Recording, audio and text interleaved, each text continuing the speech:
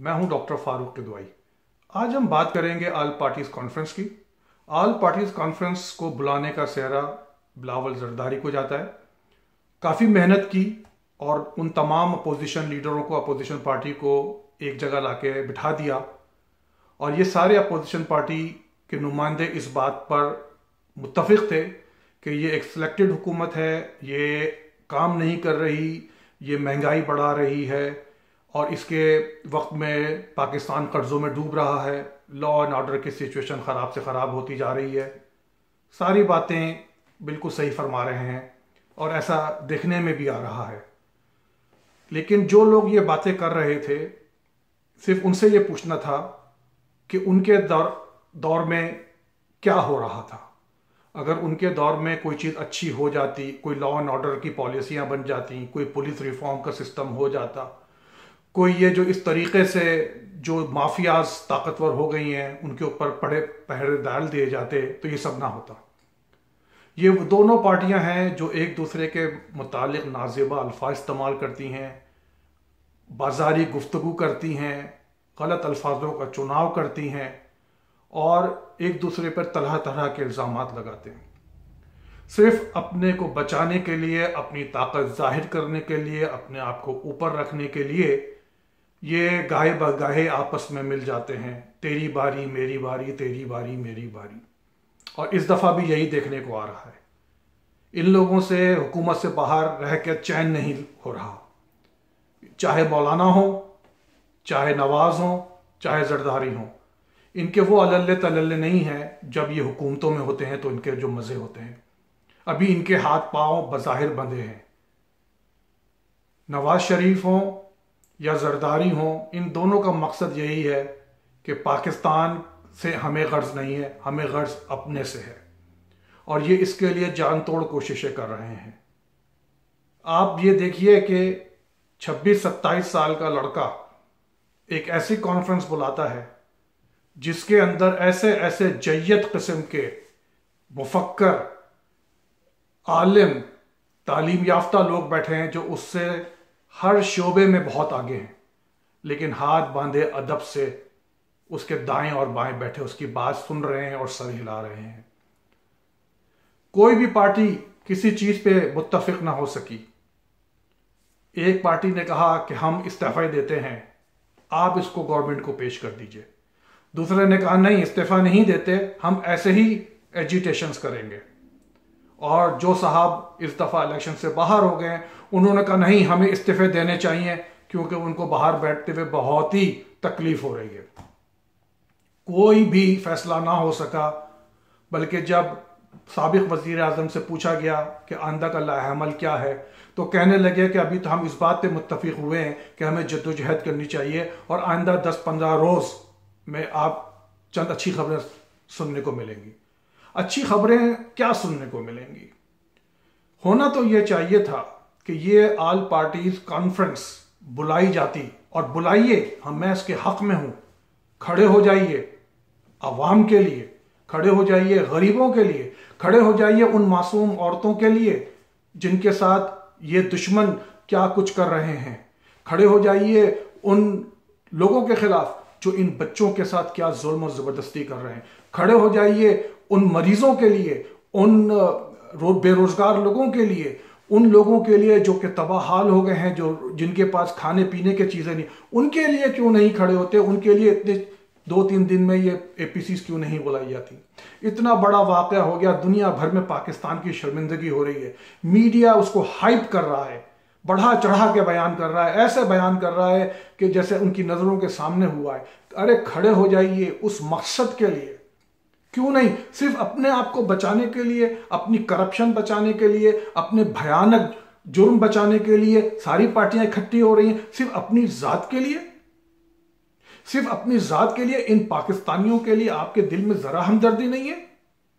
अरे यही एपीसी बुलानी थी तो जाके बुलाते पार्लियामेंट हाउस के अंदर और कहते कि हम उस वक्त तक इस जगह से नहीं उठेंगे जब तक कि ऑर्डिनेंस नहीं आ जाता कि जो औरतों के साथ गलत काम करेगा उसको सरेआम फांसी दी जाए या उसको ताउम्र कैद दी जाए, उसके लिए कोई अदालत नहीं लगेगी।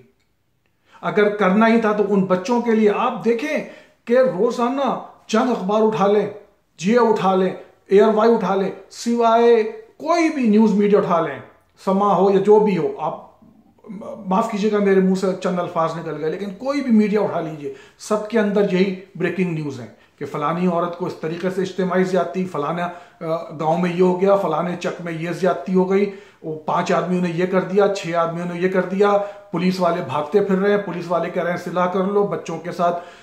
यानी कि अब तो ये हो गया है कि अगर आप सोशल मीडिया के ऊपर जाएं और सोशल मीडिया पे अगर कोई खुदा ना करे अगर आपकी नजर उस खबर पे पड़ जाए, अगर आप उसको क्लिक कर दें तो उस जैसी 5-10 खबरें और वो साथ में एम्बेडेड कर देते हैं, जोड़ा देते हैं, ताकि आप उसको पढ़िए और पढ़ के क्या कीजिए। अरे खड़े हो जाते उन मासूम लोगों के लिए, खड़े हो जाते उन मासूम औरतों के लिए।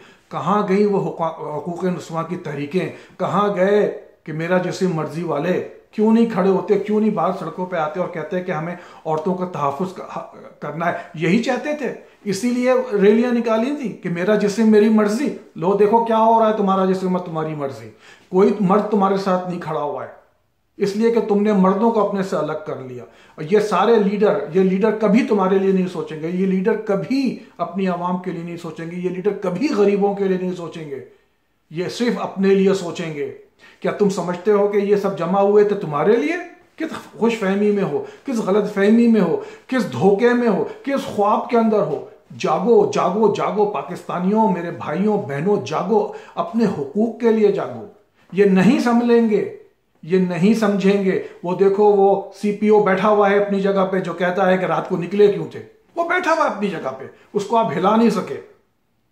क्या इतने ही कमजोर हो गए? क्यों नहीं एपीसी बुलाते उसके लिए, क्यों नहीं उसको हटवा दिया?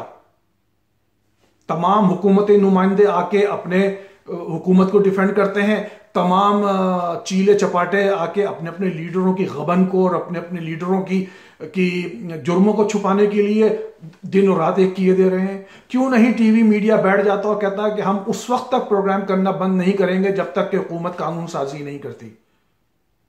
क्यों जब सदर पाकिस्तान खड़े होकर कौमी वहदत के ऊपर बात करते हैं और कहते हैं कि अल्लाह ताला ने कुरान में लिख दिया है, उनका कोट है आज का कि उन्होंने अल्लाह ने कुरान में लिख दिया कि किसी को काफिर ना कहो, हम जानते हैं कि कौन सच्चा है और कौन झूठा। अरे तो भाई आप जब कुरान के हवाले देते हैं सदर मोहतरम साहब, तो आप ये हवाले क्यों नहीं देते कि जिस पे जुल्म हो रहा है उसके लिए अल्लाह ताला ने क्या सजा लिखी है?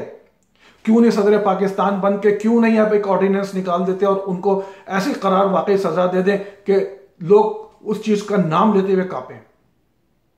क्यों डरते हैं? क्यों हम यूरोपियन यूनियन से डरते हैं? क्यों हम उनके पैरों के ऊपर, उनके हुक्म के इशारों पे, उनकी आंखों की अबरों के इशारों के ऊपर हम अपने सारे दुनिया के काम चला रहे हैं? अरे नबी पाक सल्लल्लाहु अलैहि वसल्लम की सुन्नतों पे अमल करो, इस्लाम की शरीयत पे अमल करो, अल्लाह ताला ने जो कानून बना दिए उन कानूनों पे अमल करो। देखो किसकी मजाल है कि एक चू भी कोई कर जाए, कोई एक पैसा लेके कैसे भाग जाएगा?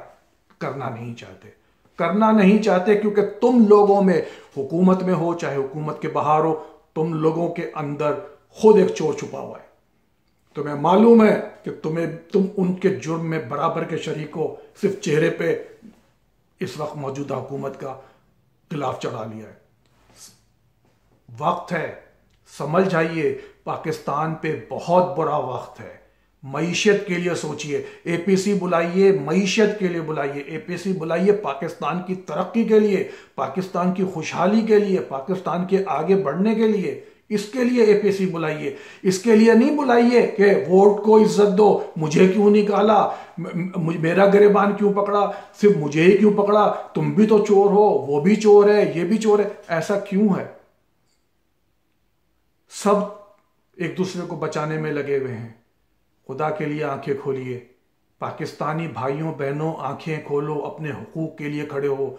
औरतें बिखरी हुई हैं, वकील बिखरे हुए हैं, दानिश्वर बिखरे हुए हैं, डॉक्टर बिखरे हुए हैं, हुक्मरान बिखरे हुए हैं, डेमोक्रेसी बिखरी हुई है, डिप्लोमेसी बिखरी हुई है, लॉ एंड ऑर्डर बिखरा हुआ है, फौज बिखरी हुई है।